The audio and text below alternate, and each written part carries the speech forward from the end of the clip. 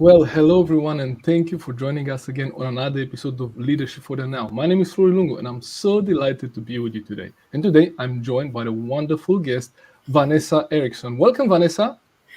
Thank you, Florin. It's really nice to be here. Thank you for inviting me.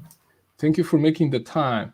So, for someone that doesn't know you, you're obviously involved with some organizations for women and girls in tech, and you're also, quite high in an organization, a tech organization, as exact. So, for someone that doesn't know you, tell us a little bit about Vanessa. Sure. Vanessa Eriksson. I'm currently Chief Digital Officer at Zensact, where I'm responsible for data, my favorite topic, security, and IT in the organization. Um, I'm really excited because actually last week I celebrated 25 years since I first came to Sweden. So Wow. I've been in Sweden for 25 years, and I'm an Indian by birth. Um, I'm also on the board of Fidesmo, and just this year I made Girls in Tech a non-profit organization together with a partner at PwC, Ulrika Andersson. So yeah, a lot of things ongoing. Love it. Love being in the fast lane. I really enjoy that.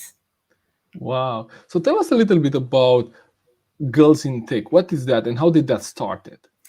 Um, I mean, we've got the Women in Tech events that are a complete sellout in here in Stockholm, and I know in the rest of the world as well. And I had the privilege to once attend one of those events in Stockholm, and I was, sitting down in the crowd, looking at all the women in there, really eager and energetic, enthusiastic.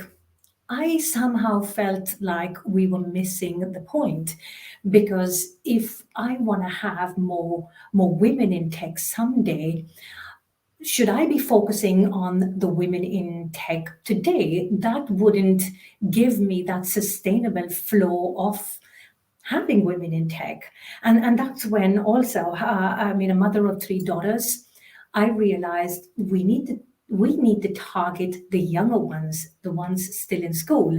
So that's really where I got my inspiration to, come back. I was at Telia those days, and Telia was very kind to allow me to go with this initiative. We started with 15 girls 5 years ago, and I'm so excited because last year when we had it, we had over 100 girls register for Girls in Tech Wow. events. Wow. So Yes. everything started by you attending an event, you being in the Yes. audience and getting inspired, like we have to do something about this. But you Yes. also got the idea that it's not now we're talking to already the women that understand that there's a potential for them in tech. But what if we go stages before and talk to girls? Yes.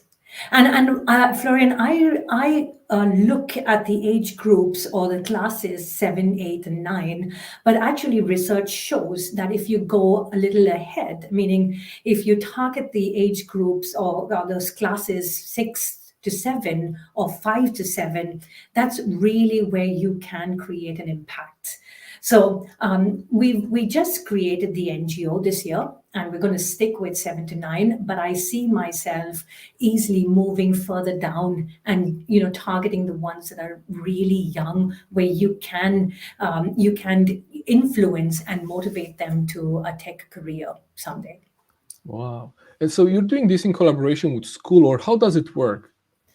We're working with schools, we're reaching out to them because really we want to try and influence the greater agenda, going directly with not the municipalities, but the government bodies that actually are responsible for the curriculums. Right. Because we see, from our own experience, the girls that show up to the events tell us, but this is so much fun. It's not so much fun in school. So that's where we're trying to see how could we then influence that school curriculum, and hopefully we will do that. Wow, that's such an inspiring story, and also like such a big challenge, to change the curriculum, in the education system. Even in Sweden, it's a challenge. Yes, yes, it is. But hey, there's nothing like a good challenge, isn't it? I mean, if everything was so easy, Florin, what would we do? Well, probably, roll our tongues. No, and that's the spirit, right? So I love your spirit and your energy. So tell us a Thank little you. bit about how did you become, passionate about tech yourself, and also about bringing more women and girls to tech. Yeah, I think that tech is fun. I mean, today I'm Chief Digital Officer at Zensac. You know, the mission that we have is to save lives. And I think that, having a mission like that, working with tech, working with engineers, it is so much fun. It is also a challenge because, being with the engineering community, you have to know they're a different kind of breed. They run off and start creating solutions on their own. So you got to help them to push them in the right direction and help them to understand for the task that they have at hand. But I think that it is fun. Having being a mother of three daughters myself, I know the challenges, and also having constantly, their friends, my daughter's friends over. No, maths is difficult. Maths is it's not for me. It's for somebody Mm, else. It's not for me. And being faced with these comments constantly, I really think that we need to change the mindset and help them. It doesn't have to be difficult. It mm. can be fun. So I'm trying to move to a more innovation, inspiring, trying. I mean, and it's wonderful because there are so many companies out there that are really willing to help, willing to be part of this big change, where we are trying to understand how could we inspire from a fun aspect of it. Because if it is fun, then it doesn't have to be so difficult. No, absolutely. Yeah, I love that. So if we change agenda a little bit and now we look at the challenge that we're trying to solve right now in the tech organizations. So what would be some of the biggest challenges that leaders face in attracting more women in tech? I think that the biggest one is you kind of have these, organizations that are more difficult to get in. I mean, because if I think that from my own experience, looking at a job advertisement, if you get the in you get the in sorry, I'm losing my words, but you get the feeling of sometimes that this is a bit aggressive. This is not for me. So I think that is the biggest challenge because then you have the blocker and then women don't even apply. Right. So if you want to try and keep the women and attract them, go out there, show them the women role models that you have in the organization. Mhm, Try to talk and not just talk, walk the talk. If you are mhm. talking about diversity and inclusion, right? Right. Make it visible to your entire organization that we're a company that takes this really seriously. And also, I think make the because women usually are afraid of getting into companies where there's no path forward, no progression. Mm, So making that also visible to them that there is a career growth. And that one is really easy to because you can have transparency in your organization on every level. And I mean, I'm really proud to be here at Zenzac, where my CEO Diat Anderson is. I mean, she's a woman that really walks the talk. We've got. We are actually tipping the scales to having more women wow. on her leadership. So I think it's really good. Absolutely. Yeah. So what I got from you is show role models of women that are Yes, already in your organization, so that will inspire other women to apply. If you're serious about diversity and inclusion, then walk the talk, right? Show yes, that you have that diversity and you value that. Also, if you have growth opportunities, that will also attract women. So these are really really good and hands-on actually examples that people can actually take and apply. Thank you for sharing. And so, in your experience, because you have been in different organizations and you definitely get to speak to some leaders that we don't get, what would be some of the benefits of organizations that have more women? Like, maybe this is obvious question, but it's worth reminding us. Yes, you're right. Maybe it's an obvious question because there's a lot of study out there today, which tells you, the benefits of having diverse teams. I mean, you can have better decision making. You can have it leads to a higher engagement. If you have, happy employees, your retention rate is also higher. But again, I think we have 2.3, I think that's the figure that we're looking at, higher cash flow per employee. So I think that the benefits are enormous, but I think another thing that really struck me, because I've been reading a lot of Harvard Business Review, their articles, which is what is interesting is that people today, it's not just like companies are, focusing on diversity and inclusion, getting more women. I think it's very interesting to see that people seeking jobs or employment are also looking to see if the companies are addressing these issues, and where they feel that they are not, it's not so attractive. So, I mean, it's in the benefit of companies as well to drive these, and because it's the well-being of your people, which is key. Absolutely. So would you say that the challenge is that there is not enough women in tech? Like, I assume that there is also kind of a technical requirement, right? I cannot just come join the company and not knowing anything about coding, right? And work in tech. So where would you say is the challenge? Is there talent on the market but not willing to join the companies that do not value them? Or is there a shortage of women that Yeah. are skilled in tech? Yes, I think that it's both, Florin. There is a skill shortage as well. I mean, clearly, because you find that we do not have so many women that actually apply for the jobs. So yes, I believe that we genuinely have a problem that we need to address, and that's where initiatives like girls learning to code, women engineer. There is a lot of programs like the Girls in Tech that I'm also driving today. There's a lot of initiatives out there, and I think that it's very needed, because otherwise there's no way we're going to make sure that we have that constant supply of women, also engineers, applying for these roles. Absolutely. Is there an opportunity also for employers maybe to, I'm not say lower the standards, but to maybe create some, let's say, Yes. intake program where you maybe learn a language in 3 6 months, and they support you with that, because maybe that will open up some opportunities for women that do not know tech but want to go into tech. Absolutely. And I think that employers can be actively out there, helping the organization in pushing both for women in leadership, but also getting, I mean, if, sponsoring events like Girls in Tech, that's also your way, company's way of helping create that whole balance and getting more women in the tech field.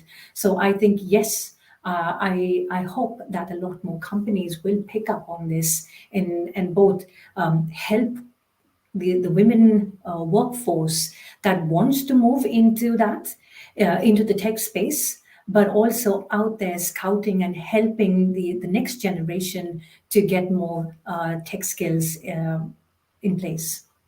Wow. So if let's say I'm a leader of an organization, I'm watching this interview, and I heard now about Vanessa and Girls in Tech, how can someone support you in the initiative? I think that I'm going to go out a little more personal here now, so please indulge me. Earlier this year, I lost my younger brother, which was very difficult. Was a very hard time for both me and my family, because somebody younger than you shouldn't die before you. Yeah, I'm so sorry. But thanks. But I was the priest that was with my brother at the end, I just felt like I had a connection and I wanted to reach out to him. So imagine my surprise when I reached out to this priest who informed me that he was running an orphanage for he had 15 girls who, some of them had lost their parents in COVID. Uh, and basically, these girls, there were 3 lines of education that was open to them. It was housekeeping, tailoring, and computers on a bigger scale, just computers as a subject.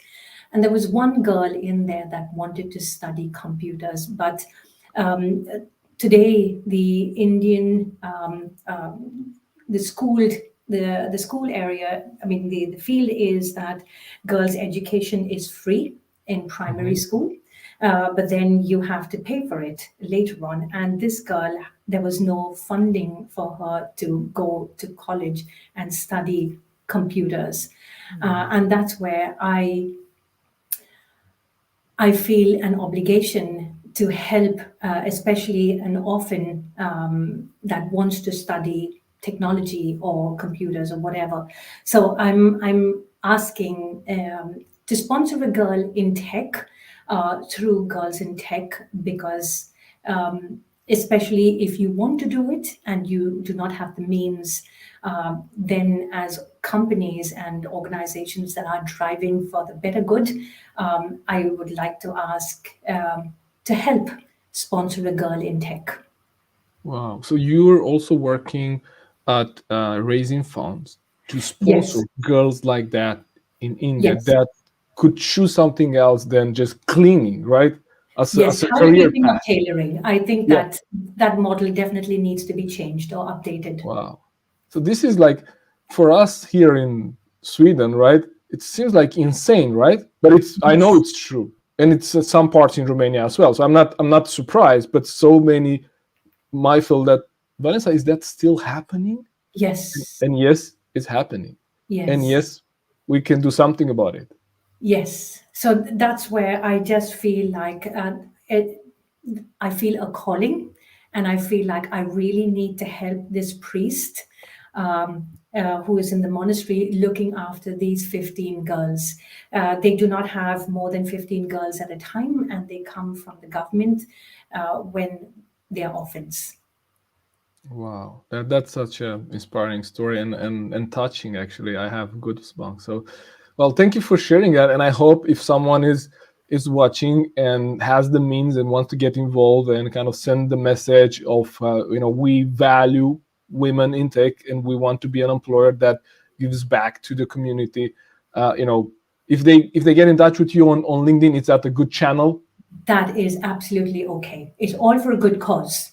Absolutely, yeah, perfect. So thank you for sharing that personal story. If we will kind of try to summarize a little bit, like our discussion about what can leaders do and what can organization do. If you would sit with the leader and say, Vanessa, you have experience like being a woman in tech and then also working with girls in tech, women in tech. What would you advise a leader would be like 3 practical things that they should start with? So if they say, well, we don't have any strategy for attracting more women, where should we start? Yes. I think that we need to have more women in the whole recruiting process. Mm-hmm. That is a key. And I think, as in that same point, I would also say review the process for unconscious bias. Support, organizations like Girls in Tech, Mm-hmm. because that's where you're creating a bigger impact towards the rest of the world. And I think it's important to walk the talk. If you want the credibility, learn to walk the talk. Absolutely. I'm curious about your view on. You said attracting more women, right? And Yeah. recruiting more women. And what is your view on? Because on in some other forums and discussions, and I think in Denmark it's almost like a law that you're not obliged to fill in your sex on the resume, right? Yeah. So what would you see is that, because now we don't know if it's we're talking to a woman Yeah. or a man, depending maybe on the name, right? So would you see that will hurt because we cannot intentionally target more women, or that will remove some of those unconscious biases? I think that would remove some of the unconscious bias. Yeah. I personally believe that. And I mean, we hear this a lot that, and I don't think that it should be like that, that a woman should get the job just because you want to increase your headcount or, your women quota in the company. Yeah. That is absolutely the wrong way to do it. Because I don't think as a woman, I want to know that I gotten here to fill somebody's headcount or a woman quota. Yeah. You want to know that I gotten on my own merits and for the skill set that I have. I think as a leader, that's important to make sure that everybody feels the same. And I mean, for me, leadership, because I think it has changed a lot because of COVID. We were at home, we've been working from home. How do you then actually drive questions like these? It's to be successful. I think leadership is not anymore about how to manage people, but it's how to support your team in the best way, because everyone comes with their special skill sets. And that's where putting all those skill sets together, you get the best out of your team. So putting the diverse teams together where you have women coming with their own special skills, which adds this flavor to that dynamics. I think that's what a good leader can, bring the best in those teams. Wow, thank you for sharing that. You almost like anticipated my question, because my Yes, question, my last question is usually like, how would you define leadership today? And you've done it perfectly now. But yes, I want to acknowledge that you mentioned something very important there. There is also the risk where we as men might feel, okay, so women got the job just because they want to improve their numbers. And I'm not sure that it's helping anyone, because as you said, if you are that woman and then you get the job knowing that maybe you were not qualified or not for your yes, strength, it will actually hurt your confidence rather absolutely. than help you. Yes, yes. I mean, it's everything, right? It's your confidence. I mean, it's how would you then work in that team? So I think, and nobody wants to know that. I mean, everybody wants to know that I'm brought in here for the skill sets that I have. So I think that is absolutely the wrong way to go about it. We need more women. We need diversity in the teams. I mean, from different cultures. I love it. When I walk into the organization and you have Asian looking, you have Nordic looking. It's the spread, women, men. It just makes you feel so wonderful that I'm in a place, because you also get to understand how to work with more cultures. Yeah. For me, it makes me grow as a person, because it just expands your entire horizon when you work with different cultures. It's wonderful. I would encourage everybody to do that. Absolutely, yeah. Thank you for sharing that. I think maybe we'll just close with a different question now, because you answered my what leadership is today. So Sorry, Florin. no worries, that's fine. That's fine. I think because I sense something there, because in one of the teams I also see that sometimes women do not apply for some jobs where they feel they're not fully qualified, like ticking all the Yes. boxes. Like, from your perspective, what would you say to someone that maybe lacks the confidence, or it's maybe doesn't feel confident to apply to such a job? What would you say to them? How would you mentor them a little bit from your experience? You lose nothing. When you're applying for a job, you do not have to tick off all the boxes. Mm. Go through it, go through the job description, read it for what it is, and understand. I mean, if you find any words in there that make you feel like this is not for me, it's this cannot be me. Try to just strike out those words, go past that, because if you look at your qualifications, your experience, and the job that you're applying for, look at the skill set that you would be bringing to that role. Look for also the challenge, because you don't want to be a match for match. You have to have some space to grow. You have to find the challenge in that new role. It would be very boring to move from one complete copy paste to the next role without room for growth and in your skill sets. So you should absolutely go for it, because that's what I would do. Wow, that's so good. Thank you so much. I got that. So you lose nothing by applying. Worst case scenario, you're not Yes. gonna be called for an interview, right? Yes. Best case scenario, you might get called for an interview and you have a chance to maybe explain that this is a challenge for me and I'm ready for it and I want to learn and grow in these areas. I love how you put it, because I never thought about it that way. Like, if I join a company or a role or an assignment that fits me 100%, then there's nothing for me to grow. It's like just regular work. No. And I And love you that. have to have that negotiating with the company, right? The company that you're applying the job for, because when they call you and tell you, but you don't have this, and yes, and that's what I intend to learn, because that would be my learning also in the new role. You have to have something that you want to grow at, either a skill set or a task or something that you have not done before. You have to look at it that way. I love that mindset. And I think now is no wonder why you are, doing what you do, and why you are, a senior vice president at Zensact. It explains everything, because I love that mindset. That's a winning mindset. Thank you. Thank you. I don't know. That's what I would tell my kids, Yeah, and that's what I would tell anybody that I was mentoring. Go for it. absolutely. Absolutely. Thank you so much for making the time to be on the show today. Thank you, Florin. It was wonderful having you. Thank you for joining us, and for everyone watching, we look forward to see you again on the next episode with another wonderful guest. Thank you for tuning in. Take care. Bye bye. Bye.